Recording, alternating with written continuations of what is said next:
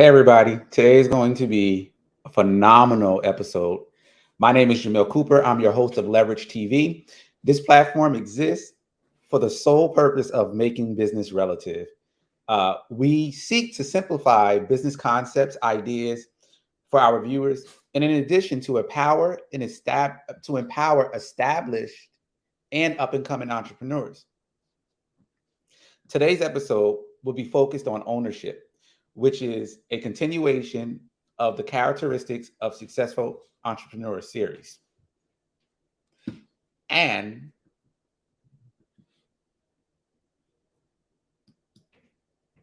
here we go. What's better than one entrepreneur? Two entrepreneurs. The two guests that I'm about to introduce have not only merged their lives together in marriage, but have merged their minds together to build business, ministry, and family. Both are graduates of the University of Nyack. The wife holds a degree in accounting, and the husband holds a degree in criminal justice and liberal arts. They are managing partners of both Touch and Midas Investments LLC and Touch and Midas Solutions LLC, where they assist future owners with rehabs, wholesales, contracts. There are more services that they provide. When they hop on, they can kind of give a little bit more detail. It is an honor for me to have on individuals who seek to assist customers to obtain freedom. Please welcome with me the one and only, or the two and only, Jasahn and Shavonn Lucas, aka I refer to them as the Lucases. Hi. Hello, how you doing, everybody? Hey, Welcome everybody. to the show. Thank Absolutely. you. All right. It is definitely a pleasure to have you guys on. I know that you guys have an array of experience in Absolutely. the ownership spectrum, and I don't want to just leave it to investment, well, into the ownership spectrum. And so, if I've missed anything in terms of like what you guys offer, do you guys want to go over some of it for our audience? Absolutely. So, hi, once again, we are Jasahn and Shavonn Lucas, and we are owners of Touchy Midas Investment and Touchy Midas Solutions, where we make real estate golden. So, some of our services that we have is just simply rehabbing, wholesaling, as well as we also do consulting for those who would like to purchase homes. Those who are Absolutely. first time home buyers looking to purchase a home, their forever home, or Mm, whether you're a first time investor looking to get your feet wet in investing, we do that as well. And so absolutely. those are just some of the products that we do have. We also have classes that teach home ownership and teach as well as how to manage it. We have classes and consulting for if you are actually physically buying property at the moment. We can Absolutely. walk you through it as well. Okay, yeah, I need to go check out their website and stuff. We'll definitely leave the hashtags and the links Yeah. um, at the end of the show. So, how are you guys doing, first and foremost? We're doing amazing, man. God has been really good to us, man. He definitely been just getting everything situated with coming out of quarantine and Yes. COVID and all these different things and the different markets and stuff like that. But God's really been good with the family, and all we really been doing is just paying attention to what's going on and also adjusting our business and family to the different things that's going on in the market at the times. Yeah, COVID-19 definitely calls for an adjustment for all of us. Yeah.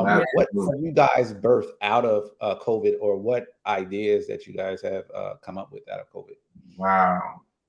You want me to say first? Well, yeah, you can go Okay, first and I so can one of follow up. our ideas that we did birth out of COVID was we started a class for homeowners, and Absolutely. it's actually also posted on our IG. We started a class basically just talking about what home ownership really is, and basically just breaking down some terminologies that are often thrown around, but a lot of clients quite don't understand. And so we went through some of the terminology, we went through some of the processes, what the application may look like, and it went very well. I think we had maybe about 14 or 13 people on It was the really class. good. It was really good. Really and good. Good really turnout. enjoyable. Yeah. Can't wait for the next one. Yes. I'm definitely going to be attending this next one. Okay. Also, what one of the things what we had to do is we had to take a look at what does the customer need, right? Right. And at the end of the day, the climate that we're in, especially where we're living at, you have a lot of people actually going through the gentrification process. So a lot of times we get people coming to us looking for our properties in order to stay in the area, because you have a lot of people, an influx of people from all over the place, new developers, and definitely, New York. We live in Elizabeth, New Jersey, so New York is definitely over here a lot. And I've really seen a lot of the other different states. It's too many to count, really. It's a very diverse market, so we definitely had to start, paying attention, like, okay, and really seeing it really does make it a little harder when it comes down to getting more houses and acquiring more, more inventory. But at the end of the day, right now, it's just like it just opens up new arenas and areas now, because it's like, okay, if I'm not looking in this area, I'm gonna look somewhere else. But most definitely, it's been definitely a so it takes you from going from just being a real estate person that buys real estate to now you may have to go and be a developer and get land and build it up from the ground up. So it definitely has changed our mindset, and we definitely want to make sure we help people learn about actually owning more property, because like the rent prices is at the same price as a mortgage, so you might as well, really. Right. Okay, that's pretty good. I'm glad that you guys are doing fine.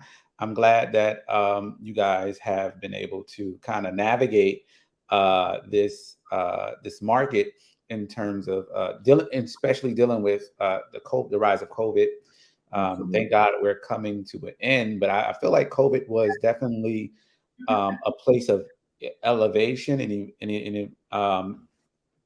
of elevation for some. And also it created an opportunity to evolve, to see what it is that you really, really want to do Evolve your products. And so, all right, are you guys interested in playing a game? Absolutely. Hey, come on down. You guys are interested in playing a game. Are you game for a game? Is what I've been asking everybody. For a game. Come on, yeah. Game for a game. Okay. So, just let me know if this popped up on your screen. Absolutely. Yes. All right. So if anybody don't know, me, Jasahn, and Shavonn, there are two games that we used to play. And around this time, I was in college. One of the games we played was Monopoly. The other game was Rat Race, right? For days, for days. For days, right? And we would make up our own rules. We would make up our own rules to kind of change to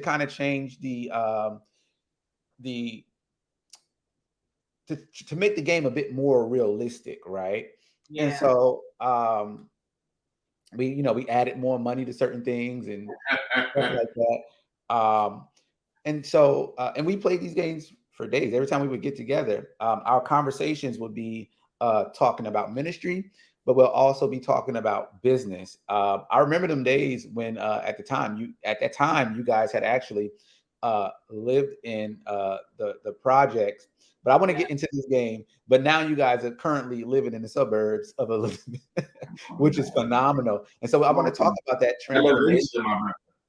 I want to talk about that transformation. So, what properties would you buy or would you purchase first that's on this board? Oh, that's why? Okay, I'm going to go first because this is good. Okay, so you're about to see. I got to give my tactics now. This is slick because y'all, when we really play now, you're gonna know what I'm about to do. So, all right, for the sake of the interview, I usually always buy all of the green spots, all of the yellow spots, and the red spots. And the reason why is because even though Boardwalk and Park Place are the ideal places, coming around that bend, going to collect $200, you're usually going to land on anything between the green and the yellow. Okay. So I usually purchase green first, yellow second, and then is that the pink or the red? Red, yeah, red. Yeah. Mm-hmm. And if I do land on Boardwalk, that would be a choice depending on how much cash I still have left. But I always focus on green, yellow, and red. Okay, and now that's your strategy. Now my strategy is this, right? Oh, Lord. Now this is one thing because you got to think out the box. Okay, so it's multiple streams. So I love first, I try to acquire the railroads and utilities first. I make sure as quick as I possibly can, because once you actually snatch them all up, they compound in interest with how much you have to pay when you land on them. And also, I get I go in the hood. I get I get the stuff in the lower the lower ones. I snatch them up because you got to come over that area. You got to hit me anyway. Look, to get before you hit Boardwalk, you got to come over there to them browns, them blues, and them purples. You know what I'm saying? And most definitely them oranges over there. Of course, you want to definitely go in the area that Shavonn in. But listen, sometimes I may skip over all that just to get to Park Place and Boardwalk. Because at the end of the day, listen, you need to have something in the hood and something in the suburbs. You know what I'm saying? That's what I do. I have my investment properties over here, and I'm coming over here to Boardwalk. Thank you. And I can go wherever I want to go.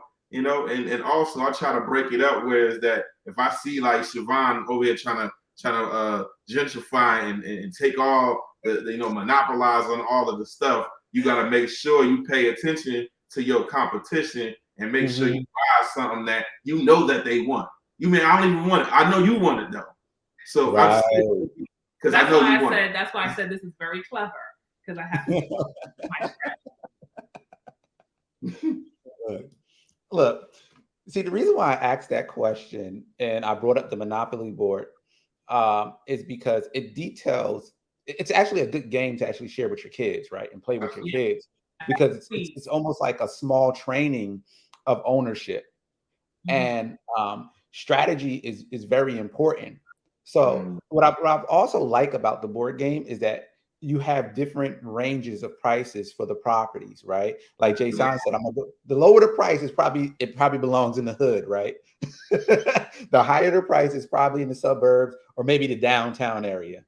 Right. But like midtown. Yeah, like the midtown area, But when we look at how can I say, when we look at the overall structure of the game, it's really about monopolizing, right? And being able to participate in the market. Yeah. Right. But the only way that you can do that is that you have to start somewhere. So a lot of times you don't have the income that you need to start, right? And so now, in order for you to start purchasing property, or to monopolize really, is to start purchasing and getting involved in anything that you could get into so that you can produce the residual income, right? And I love your guys' answers, right? Because it just speaks to the level of strategy that each and every one of us, and our definition of strategy may be a little bit different, right? But I like how you guys work together. So let me ask you a question. How would you guys define ownership? What is ownership? Because this is a skill that an entrepreneur needs. Remember, the show is a series of characteristics of an entrepreneur. Ownership is very key. Why? I mean, how would you guys define ownership? I feel ownership is key because it's the key to financial freedom. Without ownership, you cannot be financially free. You can't own your day. You can't own, what it is that you want to do, because why? Someone else own your day because why? You got to keep on paying somebody else's, bills versus Right. listen, you eventually, acquire something, you work hard to acquire it, and now you can pay, look at and see, fruits of your labor. When you're not, when you don't own it, at the end of the day, you're eating your seed because you have to consistently go back to somebody for if you stop paying for it, but it's over. It's like, all right, you gotta go. But when you own it, when you're finished paying, it's yours. Okay, and now, like, just without, like, we own our house, you have to just pay the taxes. But it's paying taxes is different than your mortgage. Mortality. The death of anything that you're trying to do. Extracurricular, because you're gonna have to make sure you take care of this note. So owning is essential for freedom. For yourself and for your children. So my definition of ownership will also be, to add on to that, is control. Having a That's control. good. Yes. Usually with a mortgage, the place when you're filling out, now I'm talking about paperwork because he's actually talking about the definition, but I'm gonna talk about the paperwork side of ownership. Usually when you fill out a mortgage, the mortgage lender usually takes first place, which means they take the authority, they take the reigning seat. So right? they own it. They own the actual property. Why? Because if anything happened, God forbid, they can come in and take the property, right? You missed 3 payments, you missed 4 payments, they can start the process to foreclose on your home. So they have that position because of because of the ownership they have, because of the placement and authority they have. And so they have that right. So ownership would mean that you knock out all competition from taking that authority or that right from you. So you're able to actually sit in that seat and call the shots, literally saying, okay, I own this, no one can take it from me. Yes. It's like the king of the hill situation, right? If you take the hill and you maintain that hill, right, you are the king of that hill. Right. That's basically what real estate is. And if you stay on that hill and make sure that you don't leave it, you don't sell it, you don't lose it, don't lose it, leave it, or sell it. At the end of the day, it will be yours, for even after you leave. If you have to make sure you do all the paperwork right, but you do the paperwork right, it stay in your family even when you're gone. So, it definitely is something that you have, you want to build as legacy. The Bible says a wise man leaves an inheritance for his children's children, and the wealth of the wicked is stored up for the just. Right. So in that scripture, basically it's saying that, listen, own something, right? A wise man learns to own something so that he can give that to his children's children. Why? Because now, even if they don't live in it, they can have somebody live in it and rent it out. And then it says the wealth of the wicked is stored up for the just. And we don't want to call anybody that's renting anything wicked like that type of situation. But we have to understand what it is the Bible is saying. Certain actions is good and it's bad. So we really need to understand. Like, listen, if staying a renter too long wicked to you, yeah, because poverty, right? But the just, you did your just deserts. You did, you're gonna get your just reward because what you did the work to actually expect something from it. So you did the work. You worked hard. You bought. You bought and you used your money the right way, and it bear fruit to your kids and your kids' kids. So it's important. It's essential. So I'm going to start off with this quote for this next question, right? And I think that what you guys are saying is really, really important in terms of how ownership is defined. Mhm. I've, like you said, control and a level of freedom from debt, right? Yeah. That's what I believe it is being able to make decisions too, right? Yeah. Um, decisions that benefit you. And so when you when you are either working for somebody or renting from somebody or whatever it is, you're deferring. Ti said this. He says sometimes you have to defer your ownership to Mm, someone else for a period of time, mm-hmm. right? And so what he was saying by that is like so that you basically you can build your own capital, so that you can acquire the next step in ownership, right? And so Mhm. how would you guys um how would you guys say ownership is achieved? Like what are the steps that but yeah, how is ownership achieved? Well, Mhm. the first way, like you said, to ownership is access to capital. Um, Hmm. Oftentimes we think that the only way to build capital is through a 9 to 5. And yes, you can build capital like that. And yes, that's a great way to. But there's also other ways. And Hmm. with building capital, you can build it through starting a business. You can build it through what they consider now a side job or a hustle, right? You can build it so many different ways. And Private so, investors, private somebody investors, invest into your dream, they see right? and believe Venture capitalists. yes, There's so absolutely. many Hard different money ways. lender. Right. The There's so many ways and so many avenues that we have now to actually build out the money and the capital to start to maintain ownership and continue to grow our ownership. And I like that you started with that. And I would say to add to that is it starts with the mindset, right? Yeah. First, you gotta want something. First, listen, that's the if you want to break it down to that the bottom. First, you gotta want something because if you don't want to own something, you're not gonna go for it. Yeah. If you don't want to own a business, you're gonna stay an employee. If you don't want to own a house and have to deal with the responsibilities, right? The big R, curse word of a lot of people, right? Responsibilities.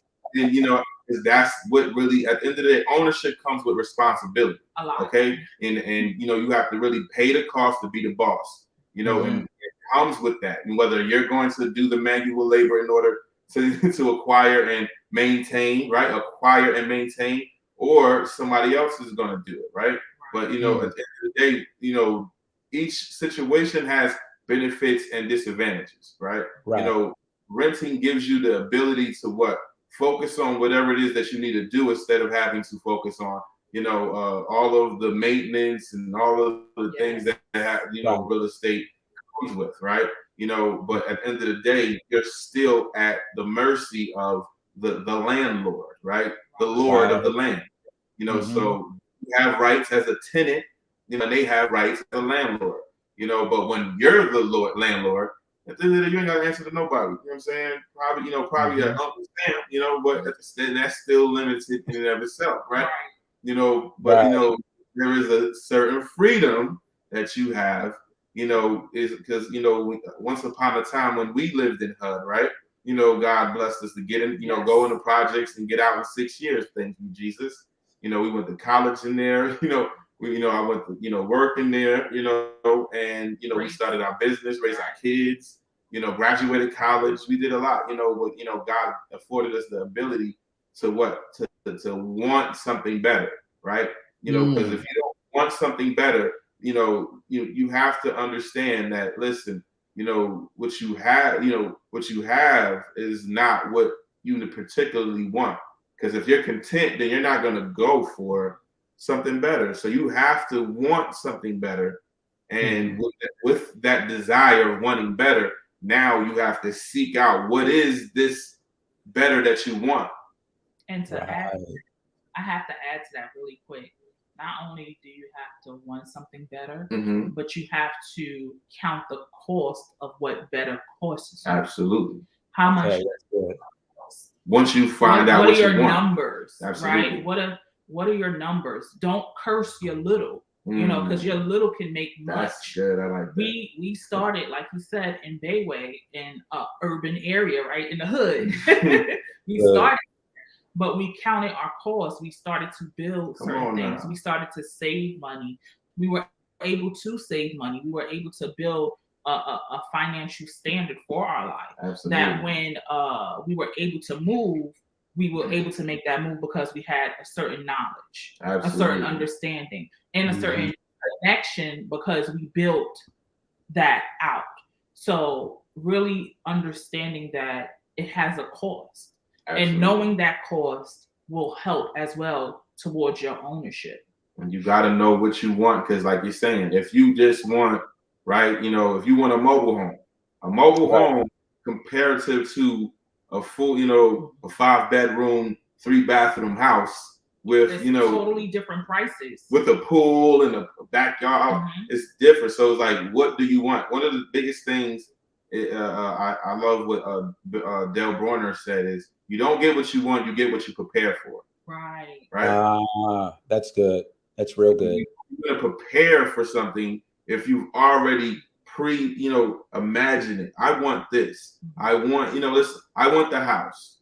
I want the house and I want it like this, right? But when you start, it all starts with vision. It all starts with, but your vision comes off of your desires. Right. So there's levels, but you do have to want something, because if you don't want something, you're not going to take the time, right? To go inward, and count the cost, and be like, okay, what do I want? Oh, I want to become this. Okay, what do I have to do to become this? Oh, I got to do this. Okay, how much does it cost for me to go and actually become this person? This, have the mindset, the skill set, or even just acquire something. How much does it cost? Oh, it costs this. I want a house that's worth $400,000. Okay. How much do you have to bring in for a $400,000 house? Yeah. What should be your daily income for a $400,000 house? What should be your daily debt for $400,000? Do I qualify for it right now? What do I have to do to get qualified for it? So it's it does start with, like you're saying, knowing, okay, what it is that you want. Once you define and say, okay, I want this and I want something, now, okay, what goes along, that's the words. What's the numbers that goes along with that? What's the planning? What's the budget? Absolutely. That's pretty. That's pretty. That's a dope response, first and foremost.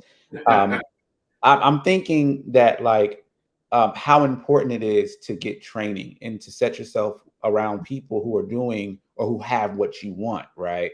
And so, a part of acquiring ownership is being able to educate yourself. And be in an educated environment where you can know how to go in and get whatever you're seeking to purchase. And so,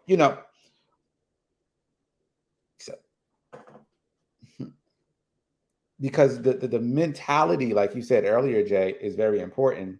I was talking to, I believe it was Ebony, and she was saying, like, sometimes you have to pay money to acquire certain information. Absolutely.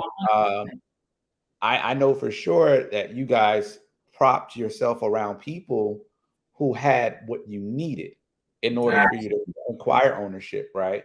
And that's like, even like when you're starting a company or your own business, like just filing the paperwork is just the first part, right?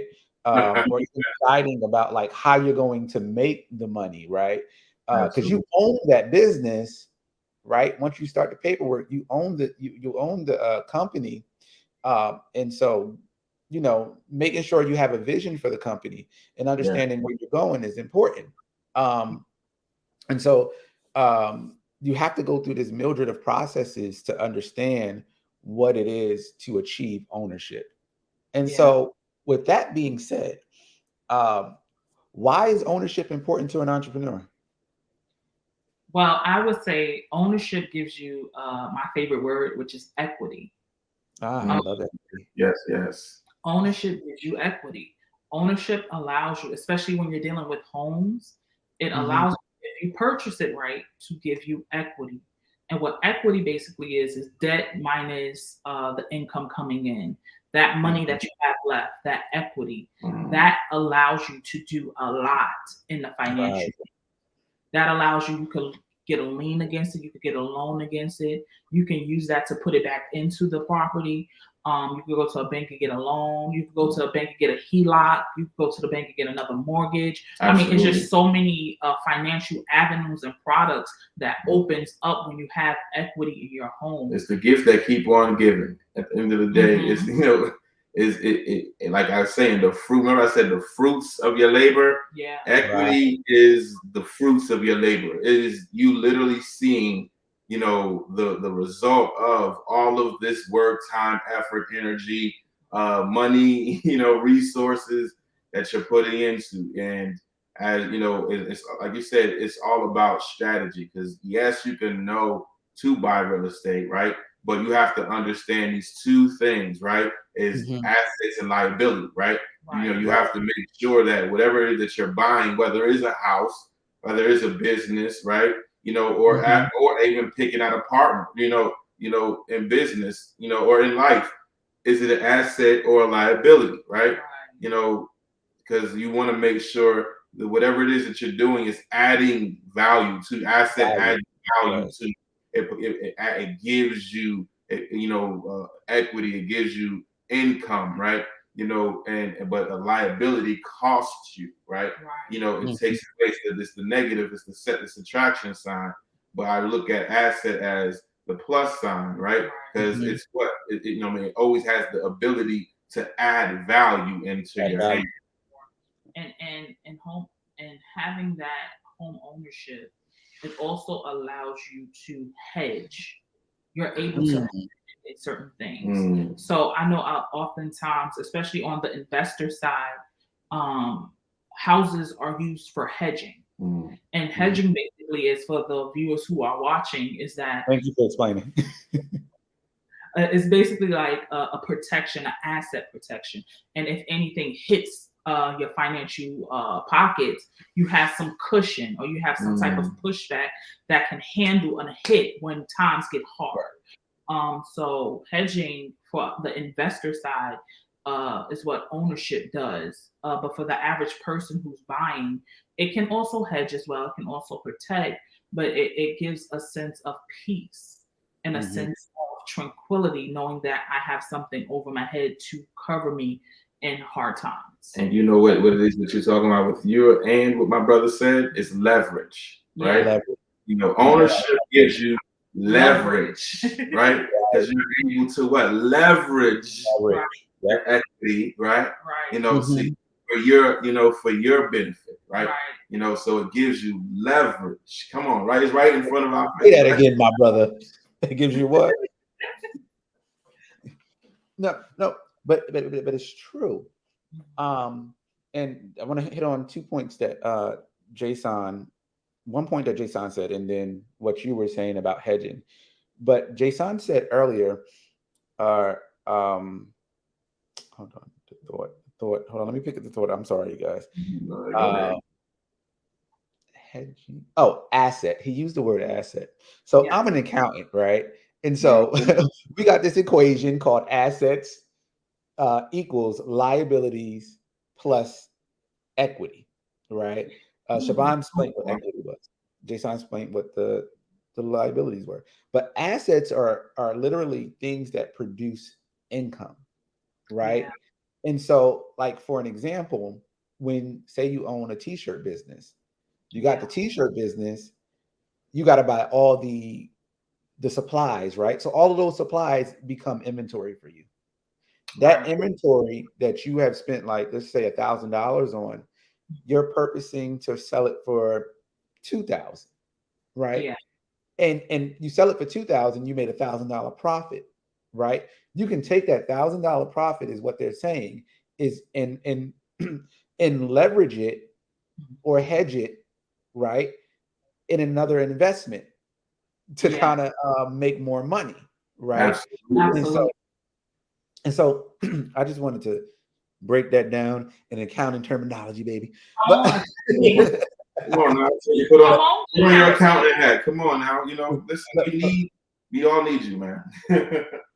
So like with leverage, leverage is your collateral, Absolutely. right? Yeah. When banks look at you, they look at your they're looking at your Collateral. your Yeah. collateral. You know, a lot of times some people may have bad credit, but they got collateral. That's how they get away. Right. And be able to get some of these loans because of the collateral that they have behind them. So you purchase your first property, right, and you rent it out. And then you decide, oh, well, I want to go take, like Shavonn was saying, you can hedge out on this property. Well, I rent this property out. Now what I want to do is, I want to buy another property. Yeah. So what the bank is going to look at the income coming in and then the value of that property that you have for your business, right? For the other one so that they can structure whatever the next loan on that. But you'll be able to kind of use your current home or your original home as the collateral to put up for the next purchasing or next building or whatever. And so, with all that being said, right? Because we've been talking about a lot of home ownership, right? So, Right. Are there different types of investments out there other than home ownership? Oh, most Absolutely. Absolutely. So, other than home ownership, you can do mixed rentals. Mixed rentals are very common right now because a lot of people are building. So you'll see them have like a building up top with like commercial businesses on the bottom. Those are called mixed rentals. You can do a commercial alone, where it's just you have a plethora of rentals from different businesses. You can do industrial. Industrial is where they are also building as well in this area, where they have big names come in and basically rent out a warehouse, right? You have your industrial. There's so much you can do in real estate. You can also niche real estate. And niche real estate is where, let's say you do have a home, you can turn it into a small nursing facility. You can turn it into a group home for kids. I mean, it's just so many avenues and so many ways that you can really do investing. And when it comes down, like when it says that, when I really think, about ownership, like, and to really piggyback what we were saying about earlier is the mindset, right? As we're on here right now, we're divulging on content, right? So one, you must own yourself in a sense. Whatever, we're really doing content, you have to understand the wide range, the different streams of business that's going on, right? And that's really part of our journey that like we started in real estate, but then we had to open up, like we said, a t-shirt business. We own also a health and wellness business. My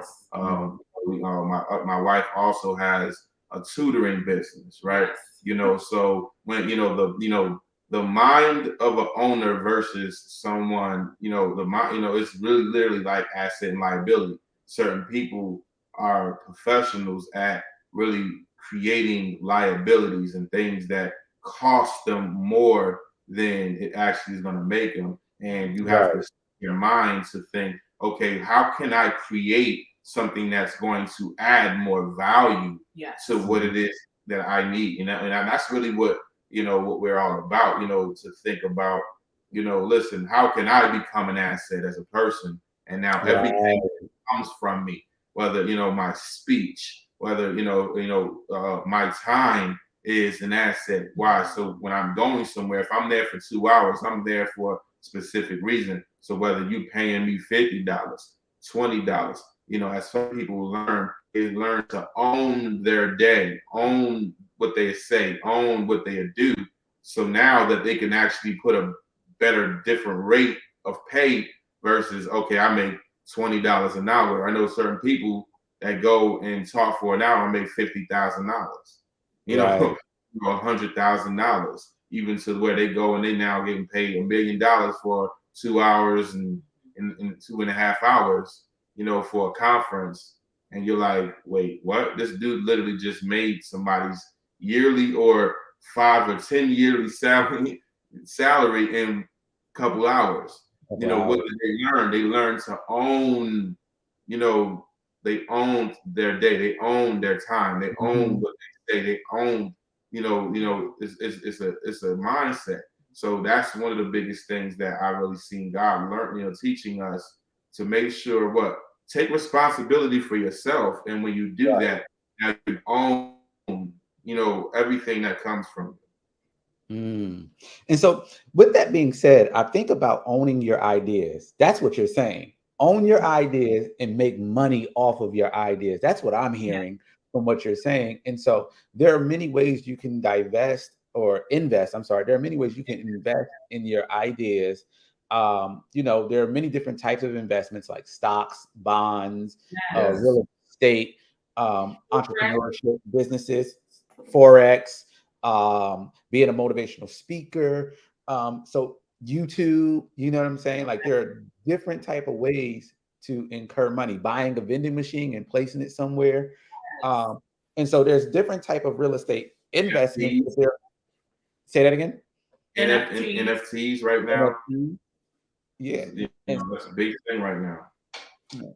And so whatever the entrepreneur, I want to encourage, whatever you guys are seeking to get done, I encourage you guys to acquire the knowledge so that you can be the best in the industry so that you can make the money that you want.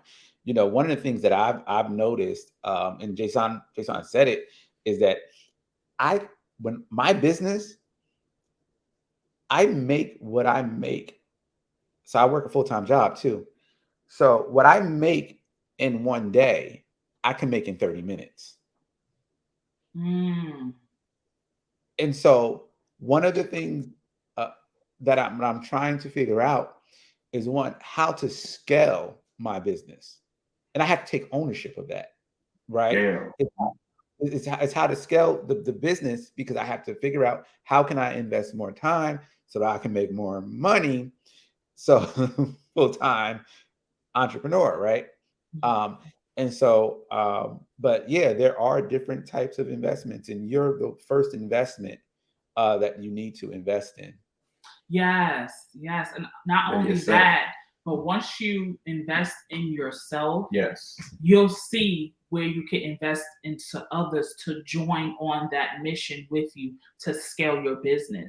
Because talking about investing, you used something that was so good. You said investing, and then you said time right behind it. I think that if we as entrepreneurs find a way to scale our time, we'll scale our investment, meaning that I only have 24 hours a day. Jasahn only has 24 hours a day. But if we work together, I now have 48 hours. Exactly. If I hire 10 people, I now have 240 hours in a day. I mean, I think and what we'll do is, because we got we always break it up in 8 hours, right? So even if let's do that for a fair example. Let's say 8 hours. I hire 10 people. I have 80 hours in a day instead of just me alone with my 8 hours.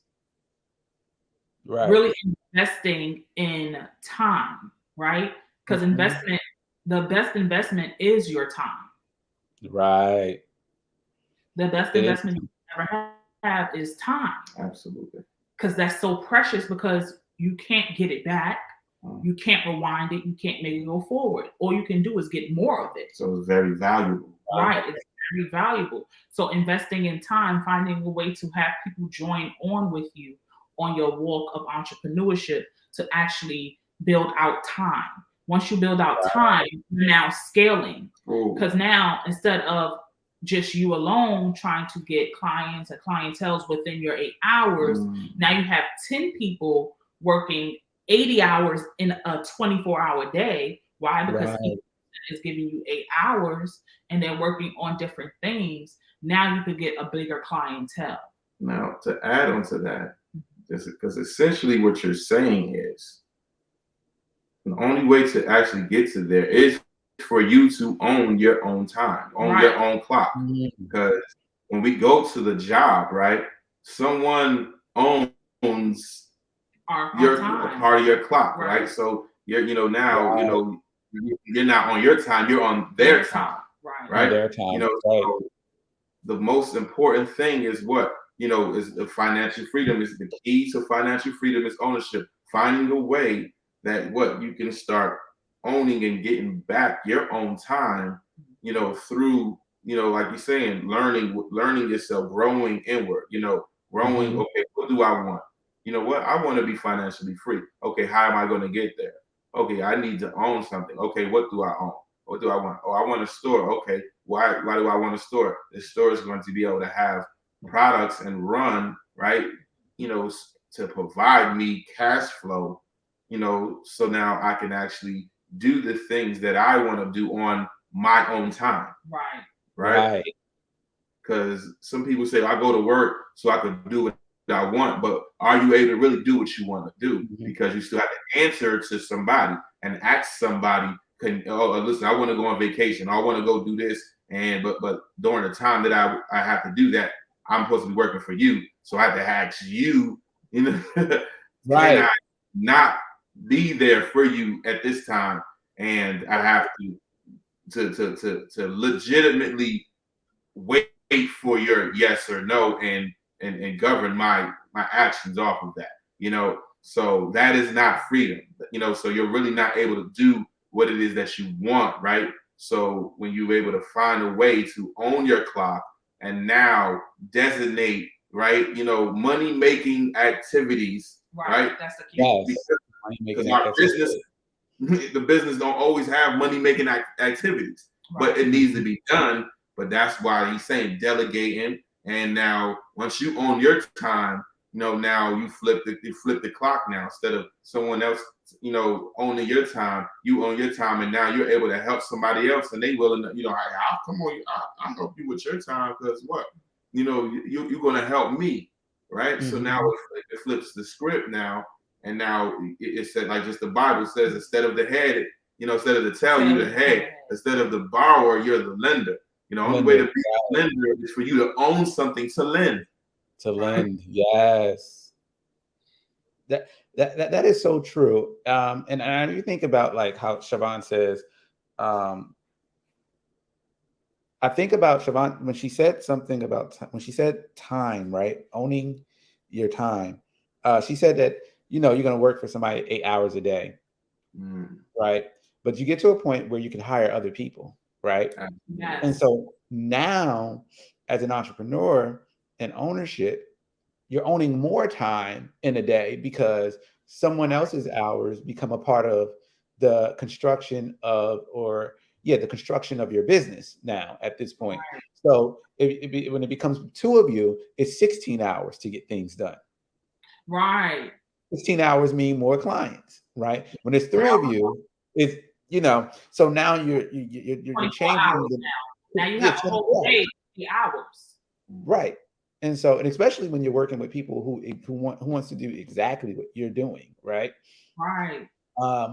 And so what question? So we were on a different type of investments. Okay.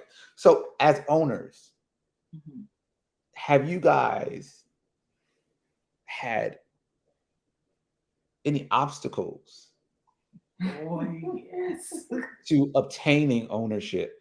And I feel like that anything that you kind of like seek after to acquire or whatever, there's always going to be some type of battleground. You may have experiences with certain people that may put a bad taste in your mouth. But so how have you guys dealt with some of these obstacles? Okay, so dealing with, I would say, the first obstacle, we're going to label it people, right? People usually dealing with obstacles of trying to have ownership. You want to make sure that certain contracts are in place. When certain contracts are in place, it protects your ownership. Usually when a bank, and here's an example, usually when a bank lends you or loans you money, the first thing they do is they put you under contract. because if anything should happen that you cannot pay, whether it be, life just happening or a family member passing, or either, you just can't sustain that property, they are now legally able to go and get back the home to protect the asset, their cash that they lend out. And so dealing with people, you want to deal with contracts. You never want to do, especially in business, you never want to do anything without some type of contract written agreement. Contracts rule the world. Literally, contracts rules Law. literally contracts rule everything. So dealing with people, that obstacle called people, you want to have contracts, because what happens is now you have proof just in case you have to put in a third party Paper trail. Right, a paper trail, just in case you have to put in a third party like a judge or an attorney that has to defend your case. You now have proof saying, hey, you signed this contract, you signed this agreement, this is what this says, this is what that says, in order to protect yourself, right? So that's the obstacle called people. The remedy for people is contracts. Absolutely. The second obstacle is, I would say, knowing your cost, right? Knowing your budget, knowing your limits, knowing your numbers, all the numbers that's associated with what it is that you're doing. Every cubic inch of what it is that you are imagining, you need to know all of the the information, the numbers that is pertaining to that. And if you don't, then you got to go find someone that does. Get educated. And because this is the thing, just like in playing Monopoly, right? This is what we have learned, right? We're in a situation where we're not, starting, the game is a fair game when everybody's starting at the same time, but we are in a situation where everybody is not starting at the same time. You have a plethora of people that are definitely started before you, right? And even if they haven't even acquired no real estate, they are still waiting. They've been waiting longer than you. So time is always for you and against you, right? Depending on, what situation you're looking at, and that's what we had to really look at. And, it's a real serious sport. It has a very, a lot of connotations of like NBA or football type stuff, with a little sprinkle of like real live, warfare. Because at the end of the day, we're all trying to do the same thing. Is we're trying to use ownership to acquire our freedom, right? In this land that we're in. That's the way to freedom. Owning something, using what you own so that you can own yourself, and that nobody has the right to say yay or nay about anything, about your pay or your debt. So definitely important when it comes down to that. Yeah, that obstacle called numbers. Like, you don't want to have a property and don't know your numbers, because, like you said, you can potentially lose ownership, basically, right? And so the remedy for that is to find someone you can consult with, find someone who's in the industry, who is familiar with the numbers, is acquainted with the numbers, can show you how to look up the numbers. We believe strongly in education. We went to NIAC, like you said, and we also did education for real estate.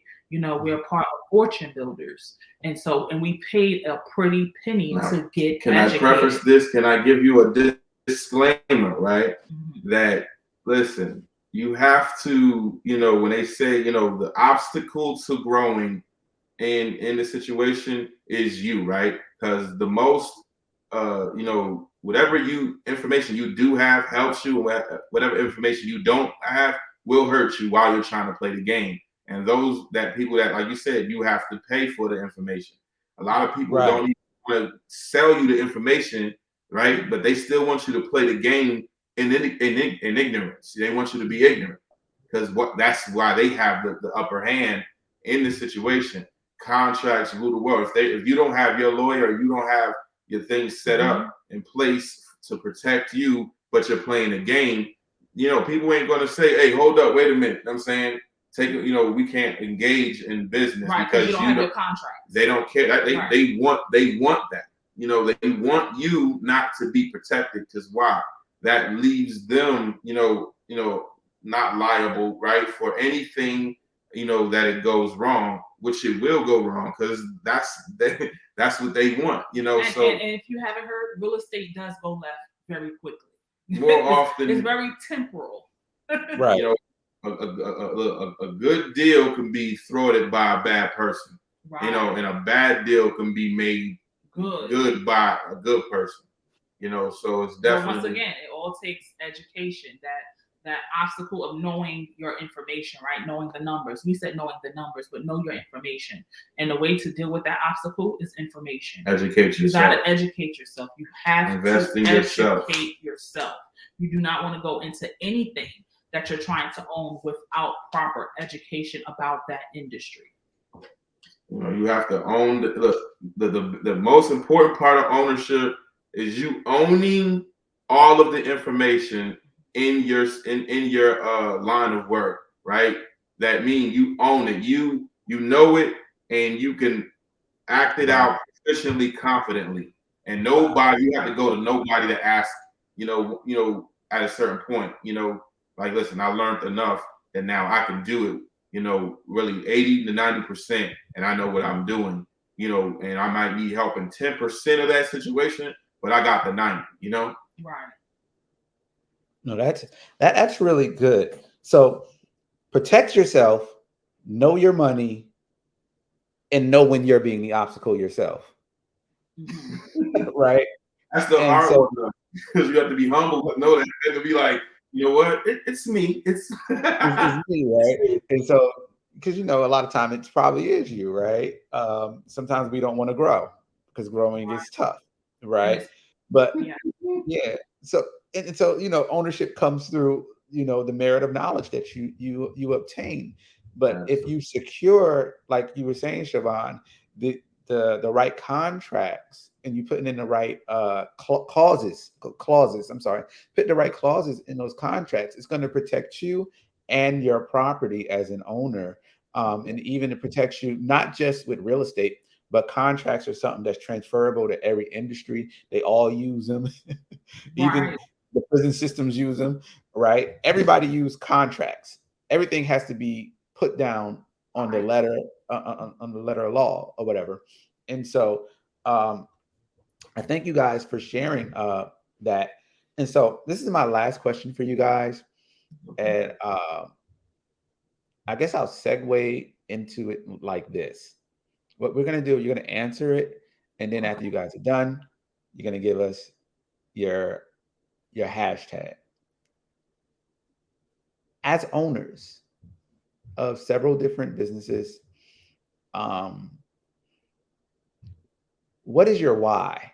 Why are you doing business? Or why are you doing business? What is your why? I would say my why is two things. It is future and it is disaster. And the reason why I use those two words is because we have kids.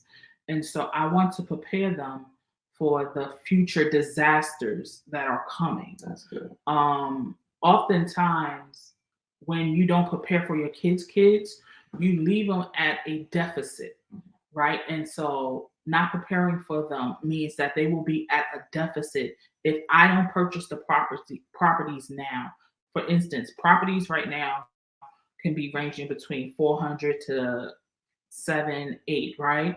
But imagine when they're older, the properties may be from 900 to $1 million, and then even more, and when their grandkids are older, and then I leave it to them to buy their own properties when I could have purchased the properties for them, right? Thinking legacy, thinking future, I could have purchased the properties for them, and I could transfer equity to them.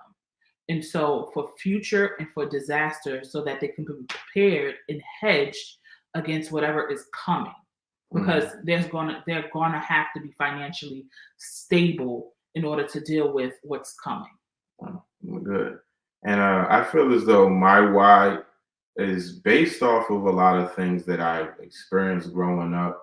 I didn't have my father. My grandfather was the one who was there, and then he died. Really early in the early 50s, and that affected me tremendously. My mother was really working hard, so as I grew older and really looked at the conditions where we lived at and the circumstances that followed a lot of different things. Nothing, like you said, nothing really was left, or it could be left, because of how things played out.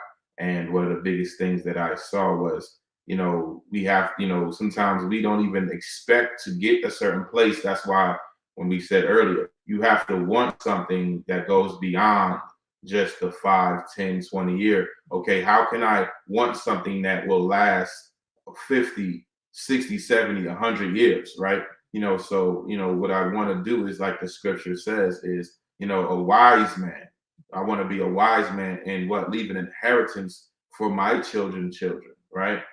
So that whatever comes in the future, and the wicked is always doing something, but like it says, the wealth of the wicked is stored up for the just. My game is to raise my children justly, so that what they get, they just deserves, because they planted the seeds to get the produce. So, I have to plant seeds, I have to trailblaze, I have to, be a visionary, and actually see ahead. Okay, what are they going to need? Even though I may not even know, I have to, try to prepare for, as much as I possibly can, so that takes a lot of work on my part, right? But, if I do it, then I don't leave it for my child to have to do it, right? So now whatever that they have to do, in the future, whatever comes from that, okay, it comes from that, it's a new situation versus history repeating itself. We're going to be able to conquer a lot of, generational curses and stop it with us, Yes. so that whatever go move forward, we're not having generational curses. We have generational blessings. Yes. That's what we're aiming for. That's one of the beautiful things about me and my wife that we agree on, is that, we did certain things a certain way because we wanted the residual compound blessing that comes from it, versus the curses from not preparing, like we're supposed to. Not buying our house, would have kept us in the hood, going through a lot of the different things that we don't even like ourselves. Not going to college, yeah, we had to go do that, but it would have left us limited in work and ideas and thinking, and processes. And it would have limited my children. So, at the end of the day, my why, is for my family and for those that God has called me to, so that, listen, when they come and they look at me, listen, I'm not perfect, but he was perfecting.